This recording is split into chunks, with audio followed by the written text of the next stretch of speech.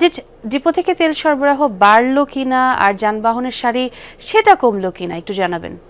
ধন্যবাদ ছোয়া, আপনি যেমনটি বলছিলেন তেলের সরবরাহ ডিপো থেকে বেড়েছে এবং আমি যে পাম্পটিতে আছি এখন এটি খিলক্ষেতে অবস্থিত। এখানে এখন যে তথ্য আমাকে দিয়েছে সেটিতে বলা হয়েছে যে এই পাম্পে সকালে 36,000 লিটার অকটেন ঢুকেছে এবং ডিজেল ঢুকেছে 27,000 লিটার।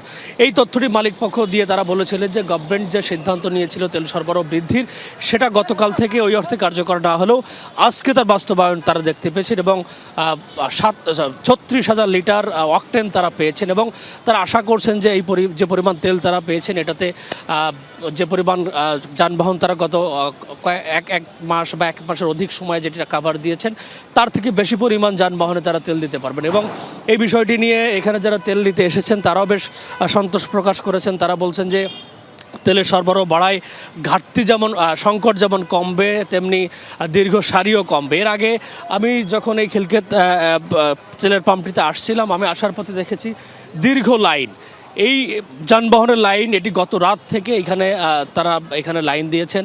এখানে মোটর সাইকেল চালক যারা আছেন তারাও এখানে দীর্ঘ লাইন দিয়েছেন। এই লাইনটি খিলক্ষেতের ভেতর পর্যন্ত চলে গেছে এবং গত মধ্যরাত থেকে সকাল থেকে এখানে তারা অপেক্ষা করছেন তেলের জন্য এবং তারা রীতিমতো তাদের যে চাহিদা সে চাহিদা অনুযায়ী তেল পাচ্ছেন। বিশেষ করে ফুয়েল পাস যাদের আছে তাদেরকে 1200 টাকা তেল দেওয়া হচ্ছে এবং নন ফুয়েল পাসধারীদের 800 টাকা তেল দেওয়া হচ্ছে।